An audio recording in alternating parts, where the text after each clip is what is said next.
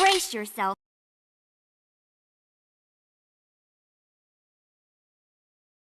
I've always had a very odd interpretation of the walking simulator genre. Yes, these narrative-driven indie projects that, over time, have earned some dubious reputations. When it comes to reception, they've run the gambit of boring to pretentious to outright not a game. Now, my interpretation is odd because I believe they can be games and they can be engaging, but I also believe that not many of them are very good. The walking simulator is a dubious term for a reason. Some of the most prolific examples of this subgenre are examples that don't really do the formula right. Gone Home, Dear Esther, Everybody's Gone to the Rapture, and many other similar games, they have the artistic virtue, but not the utility to deliver it. But despite all this, despite the constant negativity towards these games, I know they can work. I know they can provide the artistic and gameplay proficiencies that the developers strive for. In fact, I'm here to talk about one of these today, The Vanishing of Ethan Carter from the Astronauts.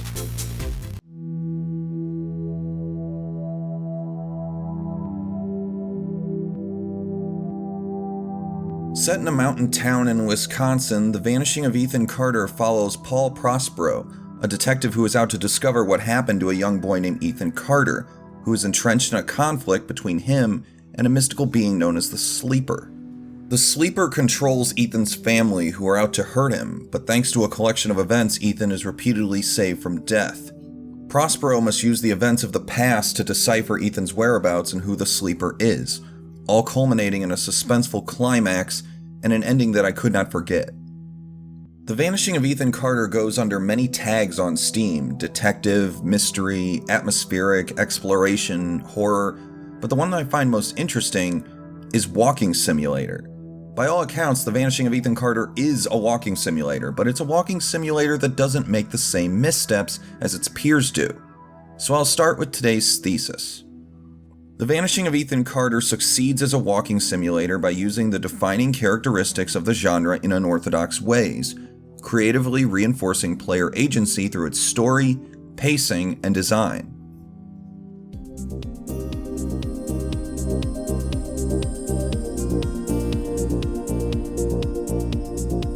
So before I dive into The Vanishing of Ethan Carter specifically, I want to try and first isolate the signature features of the walking simulator genre. While there aren't any specific criteria that automatically push a game into the genre, the games usually share a few common elements. 1. The games usually focus prominently on their narrative. 2. The games normally stick to scripted features for a shorter and more linear experience. And 3. The games usually have very limited mechanics, relying mostly on moving around and examining items as main skills to use. Now, I'm sure these elements sound pretty unappealing under this context, and depending on how tolerant you are toward me, you might think I'm already throwing this genre under the bus. On the contrary, I don't believe the walking simulator is really a dubious term, as I've seen successes in this genre. The Stanley Parable engaged me from start to finish, and so does The Vanishing of Ethan Carter. So I'm going to take a look at each of these features individually and see where exactly The Vanishing of Ethan Carter succeeds in each of them. Explaining its proficiencies under this lens will hopefully show how these elements aren't necessarily negatives, or at the very least, see how that, when combined with other features, these can avoid being interferences. Firstly, walking simulators usually focus on their narrative as a form of engagement. This is probably the most common similarity these types of games have due to their limited amount of evolution the mechanics take throughout the game, which I'll explain later. The story then becomes a very essential force in keeping the player invested, so fumbling it with poor writing or predictable events is an easy way to make the game fail. So games that create likable characters or approach their plot with unpredictable or relatable scenarios are usually the ones that succeed. One major complaint I had with Gone Home was how poor its story was, both in being predictable and in being badly presented. Plot twists weren't even present, the narrative was completely predictable to me, and it made furthering myself in the story feel hollow and empty. I was also turned off by the dialogue and the sort of melodramatic high school tone. The conversations felt unrealistically idealistic, and came off as overly dreamy in their mood, and without being able to relate to these characters that I quickly grew to dislike, the story didn't engage me. So creating a story that can hold the attention of the player requires a very careful hand, and I think The Vanishing of Ethan Carter does a very good job of this. It scatters its spacious landscapes with bits of surreal imagery that feel unorthodox and out of place at first. But it's the juxtaposition with the realism of its setting that makes these moments really pop. Down the line, the significance of these tight left turns in storytelling becomes more apparent, and you quickly discover the symbolism behind these otherwise fantastic moments of surrealism. The game jettisons the player into mind-bending set pieces, then drops them back down to earth with new information and insight toward Ethan Carter and his family. The way these moments are organized is also a prime example of story pacing. For example, the initial story features traps littered around the forest near the start. While they aren't actively hazardous, they do give off a sense of peril without being overtly dangerous. Compare this to a later moment where a cave is monitored by a ghoulish watchman who attacks the player and hurls them back to the cave entrance if the player gets too close. There's a steady sense of surreality that's spread across Ethan Carter's world, and while the game does get a bit sloppy by making these moments accessible out of their recommended order, the initial placement of these feels oddly natural, escalating in urgency and level of anxiety as the player furthers themselves towards the mysterious town. Early moments are passive in their danger, while later moments are more overt. An escalating pace gives the player a sense of progression, and in a game where story is the main focus, this is required to keep a player engaged. Like any story, there needs to be a build-up toward a climax, leading out with a less dramatic resolution. Building up the game's tension is essential, and The Vanishing of Ethan Carter certainly gets this right. The walking simulator's focus on story is then, in turn, a catalyst to the second feature, brief, linear game design. The nature of a story is one centered in linear design, as each narrative has a beginning, middle, and end. It's composed of elements like the introduction of conflict, climax, resolution, etc., so it makes sense that the game design would be required to abide by that structure. Sure, these games do provide agency by letting the player progress at their own pace, but the final destination is, most of the time, the same each time.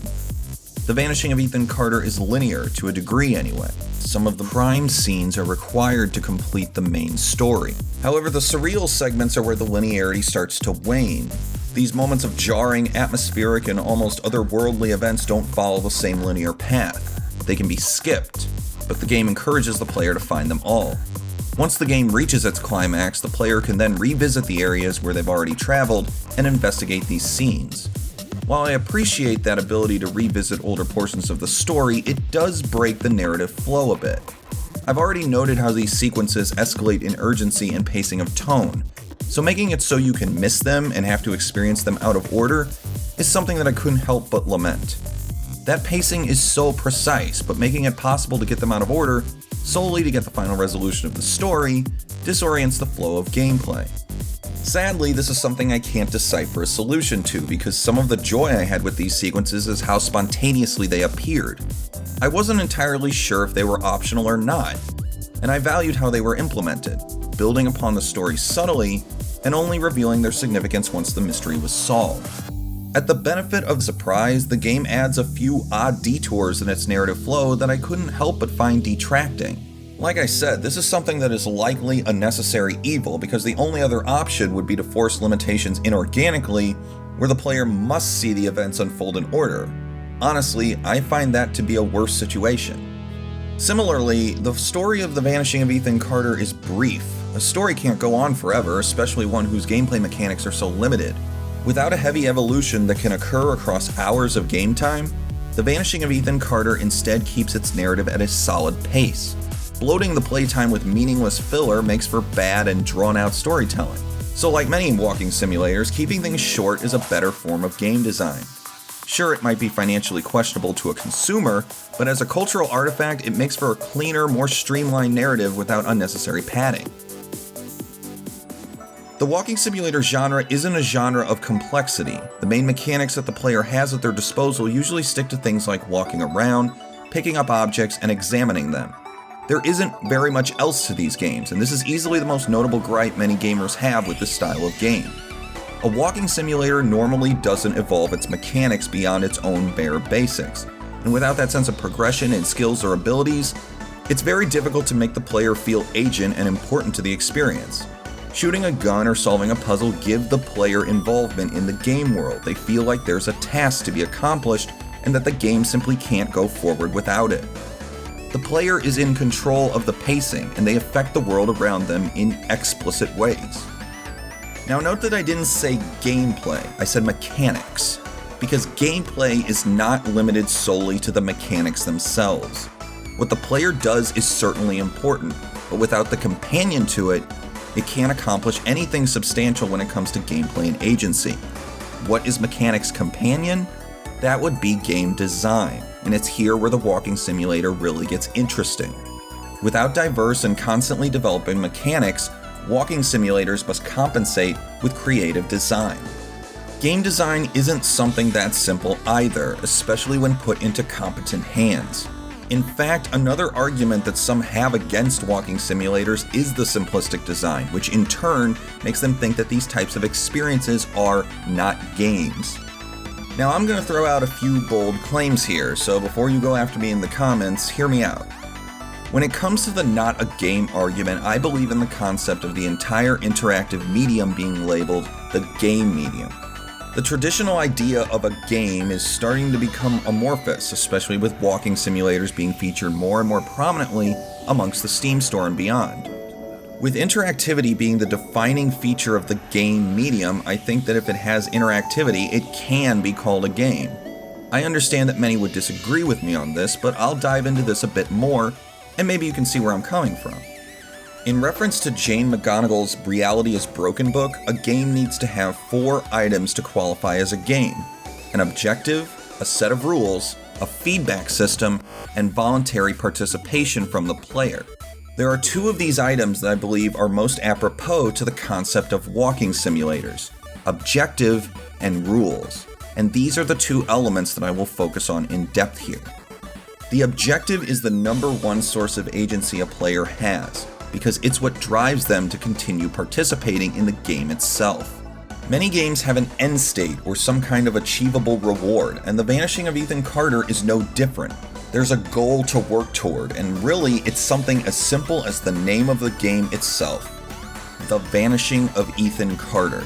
Think of what the term vanishing implies: disappearance, being forgotten, existing but suddenly not existing. It's clear that something has happened to Ethan, but the game doesn't want to explicitly say what happened to him. That's the mystery. What happened to Ethan? What caused him to suddenly not be? Mysterious, isn't it? The game's title alone describes a mystery, and it's up to the player to solve it. The only way to know what happened to Ethan is to explore the game. The solution to that mystery is the objective that needs to be achieved, and The Vanishing of Ethan Carter's characters make the mystery tantalizing to the player quickly.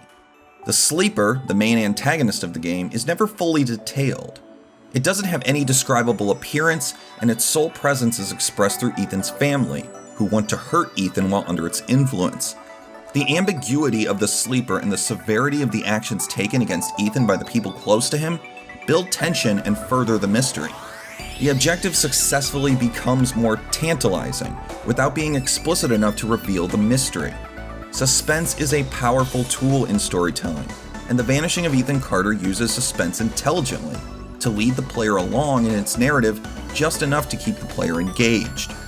In addition, the rules natively challenge the player to reach the objective under limitation, reinforcing their agency.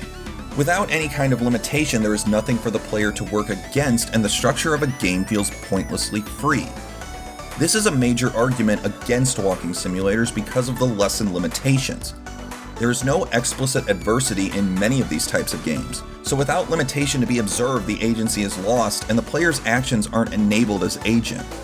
This has to do with the lack of an explicit fail state, which, according to some, is a requirement to even qualify as a game. Well, I don't believe that's true, or should I say, not all of it is true. The fail state argument is too specific to apply to every single game made. The variety of games is so vast that fail state simply can't apply. Not all games have a game over, especially with games like Until Dawn using permanent consequences, or games like Animal Crossing without a vigorous pace. So fail state doesn't seem to be the phrasing I'd use here, but I think it's close. Fail state is the more specific version of the phrase I'd use, which is negative state. What I mean by this is that it shouldn't specifically be a state of failure, but a state of non-idealism. It should be a state that the player doesn't want to be in, one that's undesirable. In contrast, the positive state is a state that the player wants to be in, like the state of completing a level or a state of overcoming an enemy. Fail state is simply a more specific form of negative state, with the difference between the positive and negative state being determined by the objective. These two states combined are what structure the rule system.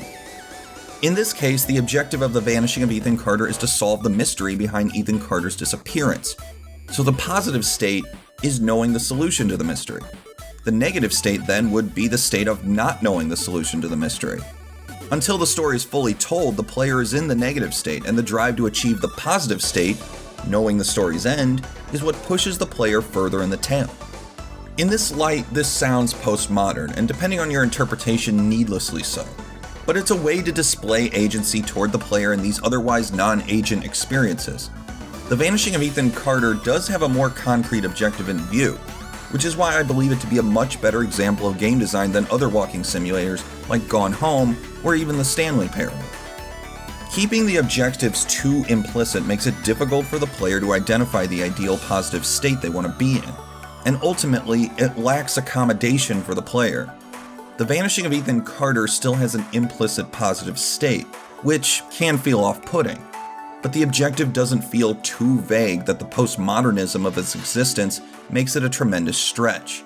The design, composed of the objective and the positive-negative states, always displays a condition that the player wants to be in. The mystery at hand yearns to be known, and it tantalizes the player in all the right ways, reasserting their agency without muddying itself too much into postmodernism.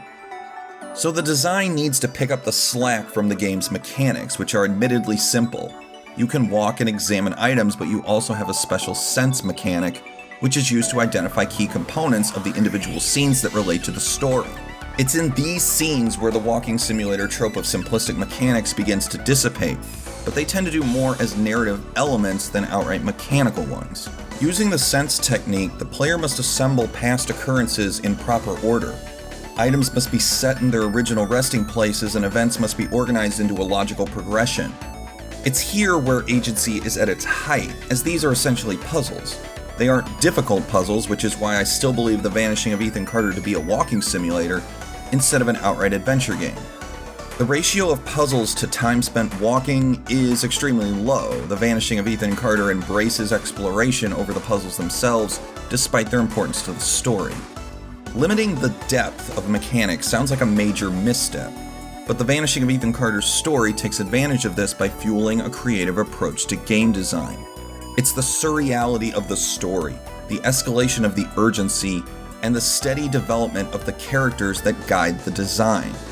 By and large, The Vanishing of Ethan Carter is rich in scope, which is quite impressive considering the limitations of its mechanics. Environments create synergy and natural transitions amongst each other, but also keep diversity alive.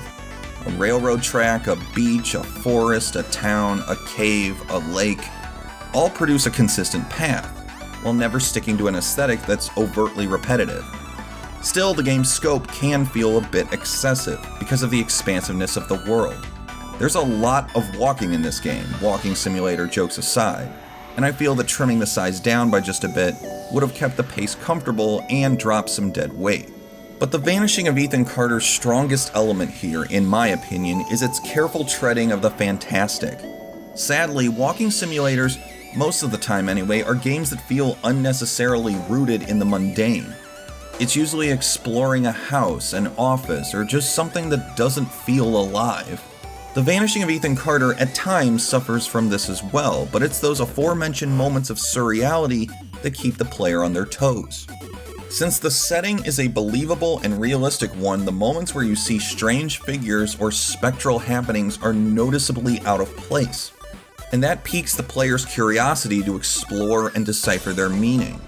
They aren't long moments, and some can feel trivial and meaningless, but they are those sharp jolts of energy that keep the player alert and invested. In order for a player to feel agent in the game world, they need to be conscious and invested in the world around them. Keeping things grounded and realistic can create some strong relatable moments, but it's a gamble. If the player can't relate to the scene, they aren't likely to pursue it. This is where I believe Gone Home and Everybody's Gone to the Rapture fail. They don't produce that alerting sense of dynamic. Things stay too settled and there's a risky procession where things don't feel exciting. Now, I'm not expecting Michael Bay levels of explosions and action, but there needs to be dynamics to keep a player invested. A major twist, a disorienting shift in tone, an event that changes how the game is played, these are what keep a narrative alive. Plateauing storytelling is bad storytelling, and The Vanishing of Ethan Carter keeps its moments of downtime from overstaying their welcome. It's sporadically paced with surreality, peppering the tale with dreamlike moments of fantasy, but without taking away the relatability of its characters. It's a superb example of carefully walking the line between the real and the unreal, and it does so much to make that final conclusion feel satisfying and worth every minute working toward it.